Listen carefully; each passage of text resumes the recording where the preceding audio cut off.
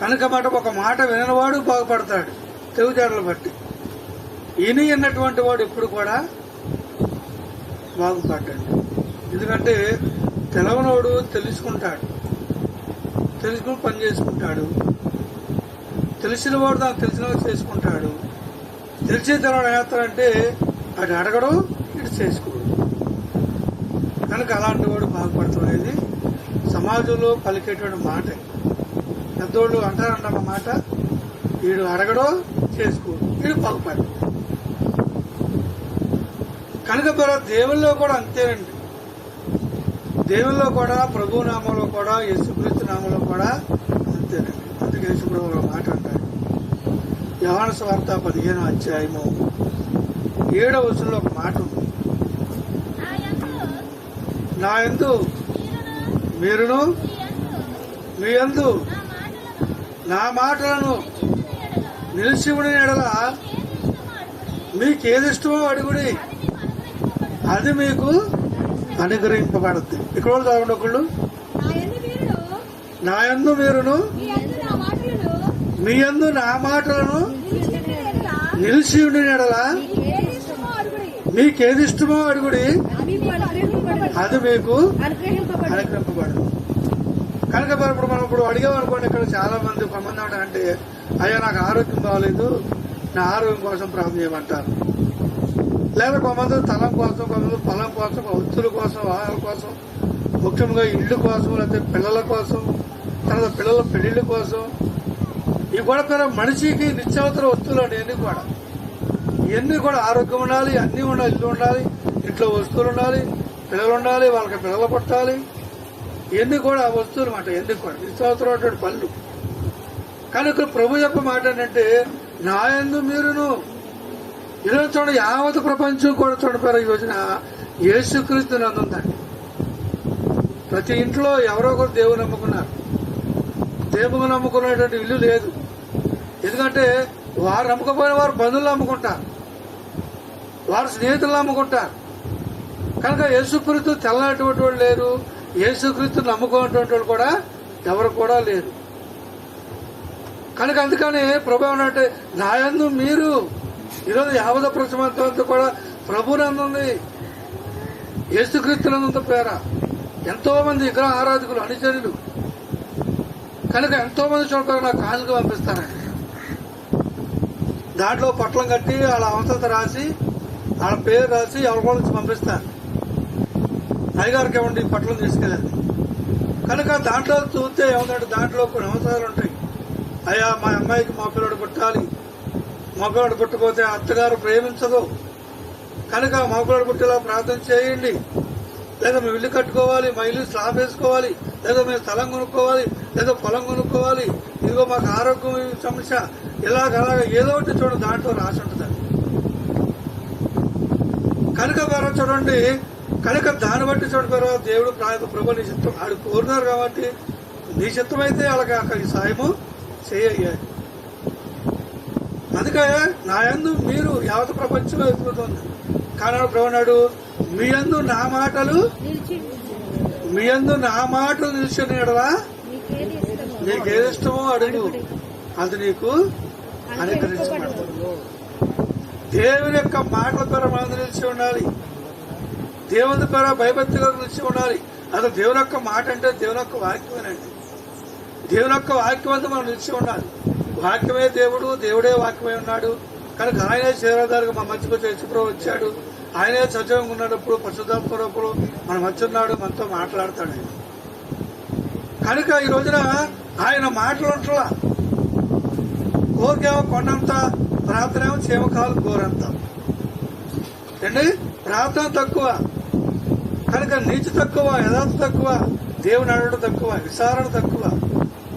కనుక ప్రతి విషయంలో బైబిల్లో ఆదికాండం వరకు ప్రసంగం వరకు భక్తులు ప్రతి చిన్న విషయాన్ని చూడపేర దేవుని దగ్గర విచారణ కలిగి ఉండేవాళ్ళు అండి. దేవుని దగ్గర విచారణ చేసేవాళ్ళు. కనుక రెప్పా కూడా చూడపేర తన కడుపులో ఇద్దరు పిల్లలు తన్నుకుంటున్నారండి కడుపులో అండి. ఇప్పుడైతే చూడండి ట్యానింగ్లు ఉన్నాయి. దేవబాబా హాస్పిటల్ పరిగెడతారు, అది బాబా లోపల కొట్టేసుకుంటున్నారండి. దేవబాబా ఇంత బాగా ట్యానింగ్ తీసి వాళ్ళు చెప్తారు, అమ్మ నీ కడుపులో ఇద్దరు పిల్లలు ఉన్నారమ్మా, ఒకటి తలగా కిందకుంది, ఒకటి తలగా పైకి ఉంది, కానీ అదేదో చెప్తారు. కానీ అప్పుడు రెబెకా ఏంటి చెప్పండి, రెబెకా దేవుని దగ్గర విచారణకు వెళ్ళింది. ప్రభా ఏంటి బాధ, నేను తట్టుకోలేకపోతున్నా, ఈ లోపల తనుకుంటున్నారు ఏంటయ్యా అన్నప్పుడు దేవుడు చెప్తారమ్మా నీ కడుపులో 2 పిల్లలు అన్నారు. కనుక పెద్దవాడు చిన్నవాడికి దాచుడు అవుతాడని చెప్పి దేవుడు రెబెకాకు చెప్పాడు. అలాగే ప్రతి విషయంలో దైవజనులైనా విశ్వాసులైనా ప్రతి చిన్న విషయాల మనం దేవుని దగ్గర విచారణ కలిగి ఉండాలండి. కనుక నా బండికి యాక్సిడెంట్ అయింది, బండి అయితే చిచ్చితంగా నాకు ఏమి చిన్న దెబ్బ తాగల. అప్పుడు నేను వచ్చి ప్రభు దగ్గర విచారణ ప్రభా ఎందుకని ఈ బండి ఇలాగ అయింది, కారణం ఏంటి, ఈ తలలో అసలు యాక్సిడెంట్ అవ్వకూడదు, కానీ ఇలాంటి టైంలో నా కళ్ళెంత మూసేసావు, ఎందుకని బండి చెత్త అయిపోయింది అంటే దేవుడు అన్నాడు నువ్వు ఇంకా చాలా సంతోషపడు, కనుక నీ బండి పోయిందిగా, నీకేమీ తగలేదు కదా, నీకేం అగలేదుగా, నీ బండే పోయింది కనుక నీ బండికి తగిలింది తప్ప నీకేమీ, ఇంకా సంతోషపడు, ఏ కాలం ఇరికి దేశం అయితే పరిస్థితి ఏంటి అన్నట్టుగా ప్రభు మాట్లాడాడు. అలాగే చూడ ప్రతి విషయంలో మనం విచారణ కలిగి ఉండాలండి. ఏదో నోరుందని ఇష్టం మాట్లాడటం కాదు కానీ, లేకపోతే ఏదో మనకు అవకాశం ఉందని గెలుగుతాం కాదు కానీ, ప్రతి చిన్న విషయం ప్రభు దగ్గర దెబ్బలాటకి వెళ్ళాలన్నా మనం దేవుని దగ్గర విచారణ చేయాలంటాడు. ఏం చేయాలి చెప్పండి, దెబ్బలాటకు ఉండాలన్నా దేవుని దగ్గర విచారణ, ప్రభా నేను దెబ్బలాటకి వెళ్ళాలనుకుంటున్నాను, దాంట్లో నేను గెలుస్తానా, బైబిల్లో ఉన్న మాట, మీరు ఒకరి మీద దెబ్బలాటకి వెళ్ళాలనుకున్నప్పుడు, యాజ్యానికి వెళ్ళినప్పుడు అతను గెలుతారో కావడం మీరు ముందు ఇటుక ఆలోచించుకోవాలి. అసలు నీ దాంట్లో అంతరాయం ఉంది, ఈ పక్క అంతరాయం ఉంది, ఈ పక్క ఎంతమంది మాట్లాడతారు, బయట రోడ్డు ఎక్కితే ఈ పక్క ఎంతమంది నిలబడతారు, ఎంతమంది కనీసం 10 మందిలో 5 మంది నిలబడాలి, ఈ పక్క నిలబడతారా, న్యాయం ఉందని ముందు ఇంటికి ఆలోచించుకుని అప్పుడు నువ్వు రోడ్డు ఎక్కాలి అని బైబిల్ చెప్తుంది. ఈరోజు హత్య నోరు ఉందని, అదం ఉందని, లేదా బలం ఉందని, డబ్బు ఉందని ఈ రోజున గొడవ రోడ్డు ఎక్కేస్తారు, ఎవరో లాక్రాంటారని దాన్ని తొక్కేస్తాన్ని అని అత్యాయంగా అర్థంగా మాట్లాడతారు చాలా మంది. కనుక అందుకే ప్రభు చెప్తాడు నా యందు మీరున్నారు కానీ మీ యందు నా మాటలు లేవు కనుక మనం అనుకునేది అవట్లా, పిల్లకి పెళ్లి చేయాలంటే చేయలేవు, ఒక ఇల్లు కట్టాలంటే కట్టలేవు, ఒక మరుగుదొడ్డి కట్టుకోవాలంటే కట్టుకోలేవు, ఒక స్థలం కొనాలంటే కొనలేవు, ఒక వస్తువు కొనాలంటే కొనుక్కోలేవు. ఎందుకంటే అది అవ్వదు, నువ్వు ఎంత పోగేసారో అది ఏ హాస్పిటల్కో వెళ్ళిపోతాడు. ఈ రోజున హాస్పిటల్కి వెళ్తే చెయ్యి పట్టుకుని ఒక టాబ్లెట్ అయిపోకుండా, ఒక ఇంజక్షన్ చేయకుండా 5,000 రూపాయలు తీసుకొచ్చేస్తారండి. ఆ పరీక్షను ఈ పరీక్షను ఆ టాను కానీ ఈ టాను కానీ అది శాతం వాళ్ళు పెండా కూడా కనుక మొత్తం మా దగ్గర డబ్బులను వదిలి చేసి లాస్ట్ ఎంత మరి సీట్లు చెప్తాను, ఇవి తీసుకోండి ముందు షాపులో మీరు, అవి కూడా ఒక 2,000 3,000 అయితే 10,000 అయితే మరి ఇంటికి రామ్మా. అలాంటి భయంకర స్థితిలో మనం ఉన్నప్పుడు అలాంటప్పుడు నువ్వు ఏమి కొనుక్కోగలుగుతావు, ఏమి సంపాదించగలుగుతావు చూడండి చెప్పడం అందుకే చూడపరా ఏదైనా యోహాను సువార్త అంటాడు కనుక మొదటి అధ్యాయంలో కనుక 3వ సంవత్సరం ఒక మాట చూడండి, అక్కడ కలిగినది ఏది ఆయన లేకుండా కలగలేదు. యోహాను సువార్త మొదటి అధ్యాయం 3వ వచనం. కనుక కలిగినది ఏది ఆయన లేకుండా నీకు ఏది కలగదండి. ఏదైనా నువ్వు కలిగి ఉన్నావంటే ఆయన లేకుండా అది ఉండదు, ఆయనతోనే కలిగి ఉంటాం. ఆరోగ్యవంతుడైనా ఐశ్వర్యవంతుడైనా లేకపోతే ఆరోగ్యం లేనివాడమైనా ధనవంతుడైనా ధనం లేనివాడమైనా ఇల్లున్నా ఇల్లు లేకపోయినా పొలమున్నా పొలం లేకపోయినా అది లోకంలో ఏదున్నప్పుడు కూడా ఆయన వల్లే మనం పొందుకుంటామండి. ఆయన లేకుండా ఏది కూడా కలగలేదంటారు. దేవుడు ఇచ్చేనే ఏదైనా ఎవరికైనా సరే. కనుక యేసు ప్రభు నమ్మవాళ్ళకైనా సరే, యేసు ప్రభు తిట్టోళ్ళకైనా సరే వాళ్ళకి దేవుడు ఇస్తాడండి, వాళ్ళకి కూడా ఇస్తాడండి. ఎందుకని వాళ్ళకే ఎక్కువ ఇస్తాడు. యేసు ప్రభుడు ఎవరు చూసిస్తారో ఎవరు తిడతారో అండి, కనుక ఎవరు బైబిల్ చెప్తారో యేసు ప్రభు అంటే ఎవరికి ఇష్టం ఉండదో వాళ్ళకే దేవుడు ఇస్తాడు. ఎందుకంటే వాటి బట్టి దేవుడు నమ్ముతారని వాళ్ళ మీద ఎక్కువ అండి. కనుక తల్లిదండ్రులకి ఎవరైనా ఉంటుందండి ప్రేమ అండి. ఇంట్లో సంసార పద్ధతిలో కొడుకుల మీద కూతురు మీద ఉంటుందో, ఎవరైతే గాలత్వంగా ఉంటారో వాళ్ళ మీద ఉంటుంది. నా కొడుకు గాలాడు అయిపోడమ్మా, ఏమైపోతాడో, ఎట్టుంటాడు, అది తిన్నాడో తినలేదో అండి. ఇంట్లో కష్టపడేవాడి మీద వీటి మీద ఉంటుంది, శుభ్రం తింటాడు శుభ్రం తింటాడు ఉంటుంది. ఆ గాలోడి మీద ఉంటుందండి కొడుకు కానీ తల్లి కానీ తండ్రి కానీ. మరి యేసుప్రభుకి ఎవరికి ఉంటది? యేసుప్రభుకి అలాంటి వాళ్ళ మీద ఉంటుంది ప్రేమ, యేసుప్రభు తిట్టోళ్ళ మీద ఉంటుంది ప్రేమ. అందుకే వాళ్ళకు కూడా ఏ లోటు కూడా చేయడం బైబిల్ చెప్తుంది. నేను చెప్తున్నా, నీతిమంతుల మీదను అవినీతిమంతుల మీదను వర్షము ఎండ ఒకేలాగా పడుతుందండి. పిలుపుగారు దేవుడు నమ్ముకోవడానికి పిలుపుదాటమే కూర్చి ఆయనమే మానేయదు, లేదా ఆలటమే కూర్చి ఏలటమే మానేయదు. ఎండ వర్షం సమానం, గాలి అన్ని నీళ్లు అన్ని సమానంగానే వస్తాయి. ఎవరి పంపను స్పీడ్కి వచ్చి ఇంకొక తక్కువ వచ్చింది అనుకోండి, అప్పుడే రోడ్డు ఎక్కుతారు.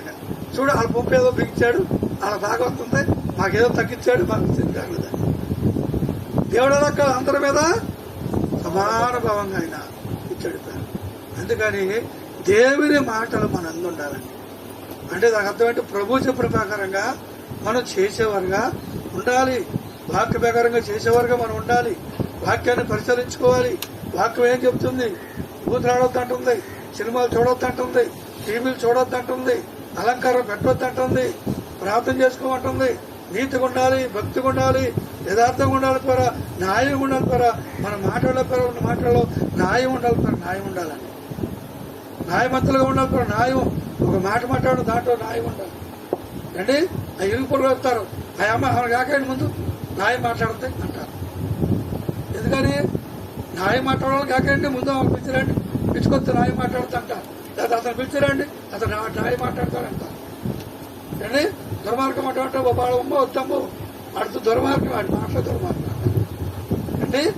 కనుక పేర దేవుని మాటలు మనం అందున్నప్పుడు మనకేది ఇష్టమో, మనకేది అవసరమో దేవుడు మనకు అది ఇస్తాడు.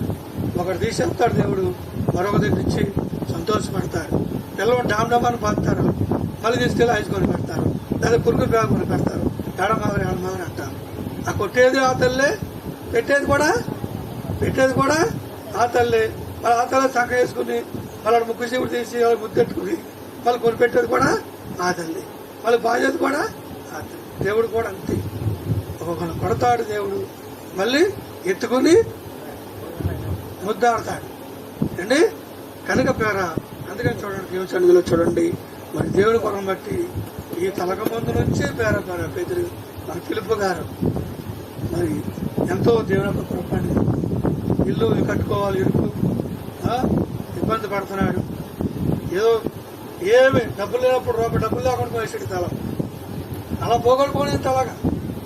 ఆయన దగ్గర ఏమి డబ్బులు లేవు, డబ్బులన్నీ చూడకుండా బిడ్డకంతా ఖర్చు పెట్టాను అండి. అయినా తల బేరానికి వచ్చింది, ముందుకెళ్ళిపోయాడు. అందరూ ఎవరో తోచిన వాళ్ళకి వాళ్ళు ఇచ్చారు, అప్పు ఇచ్చేశారు, తల వచ్చాడు అండి. అది దేవుని యొక్క కృప అండి. మళ్ళీ ఈసారి మీటింగ్ ఎక్కడంటే ఈ పైన ఒక టేరు పైన ఇంకో టేరు, ఆ టేరు పైన మీటింగ్ జరిగింది. ఇదంతా ప్రార్థన చేయండి. నేనే 3వ టేరు పైన ఇలాగ 10 days మీటింగ్ జరిగింది. మళ్ళీ వచ్చే సంవత్సరం కదా. అందరూ కూడా ప్రార్థన చేయండి. అందరూ కూడా దేవుని దగ్గర విచారణ కలిగి దేవుని మాటలు మనం అందున్నప్పుడు మనకు ఏమడుగుతా చెప్పడం ముందు మనిషి ఏమడుగుతాడు? మడిచికుండా అవసరం అడుగుతాడు. ఇవాళ లెక్క చెప్తే వాళ్ళందరినీ అందరూ ఎన్నో అవసరాలు చెప్తారు, 3 మంది చెప్తారు ఎన్నో అవసరాలు. నా దగ్గరకు వచ్చి 3 మంది అవసరాలు చెప్తారు. అయ్యా వాళ్ళు నాతో ప్రార్థన చేయండి, ఫోన్ చేసి ఎంతో మంది చెప్తారు. మనకు అన్ని అవసరాలే, అన్ని అక్కర్లే. నా అన్ని తెరాలంటే చదివారు కదా, నా యందు మీరు మీ యందు నా మాటలు నిలిచి ఉండేలా మీకు ఏది ఇష్టమో అడగండి, అది మీకు అనుగ్రహించబడుద్ది. కనుక పేర ఈ సమయంలో మీరు ఆయనందు నిలిచి ఉండాలి, ఆయన మాటల మీద నిలిచి ఉండాలి. ఇప్పుడు మీదిష్టం మీరు దేవుడిని అడగండి, దేవుడు ఖచ్చితంగా మీకు అనుగ్రహిస్తాడు. ఈ కొద్ది మాటలు దేవుడు మీ అందరి హృదయాలు దాచి ఉంచును గాక. ఆమేన్. ప్రార్థన చేసుకుందాం.